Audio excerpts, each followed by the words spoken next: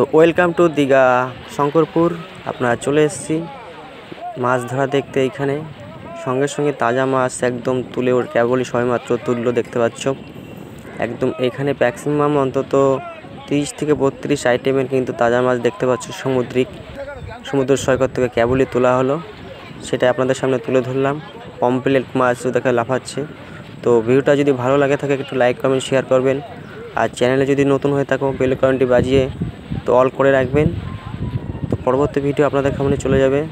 তো দেখতে থাকো, সব তাজা মাছ দেখতে পাচ্ছ একদম দীঘা শঙ্করপুরে। এটা মাছ এই যে দাদা যেগুলো মাছ ভালো ভালো সেই মাছগুলো কিন্তু নিয়ে যাচ্ছে। হ্যাঁ, এইগুলো কিন্তু এখন আড়তে বিক্রি হবে। তো দেখতে থাকো দীঘা শঙ্করপুর। তো সুস্থ থাকবেন, ভালো থাকবেন, দেখা হবে আবার পরবর্তী কোনো একটা ভিডিও নিয়ে নতুন। তো এই যে দেখো এইখানে কিন্তু পমপ্লেট, চিংড়ি, ফ্যাসা, বাঁশপাতা মাছ, অনেক আইটেমের মাছ সেখানে আছে। তো আপনার অতটার নাম অবশ্য আমি জানি না, কত কত আইটেমের মাছ আছে এখানে। তো আপনারা দেখুন, যদি চিনতে পারেন কমেন্ট বক্সে জানাবেন। তো দীঘা দেখো এই কাকা এটি বাঁশপাতা মাছটা নিয়ে চলে গেছে। দেখো এটাকে বলে বাঁশপাতা, একদম জ্যান্ত কিন্তু এটা।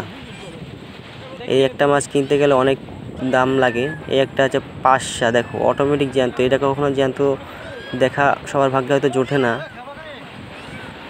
দেখো অটোমেটিক জ্যান্ত, সামুদ্রিক মাছ জলের থেকে ওঠা পর থেকে কিন্তু মরে যায়। তো জ্যান্ত মাছই আপনাদের দেখাচ্ছি। সুস্থ থাকবেন, ভালো থাকবেন, দেখা হবে পরবর্তী।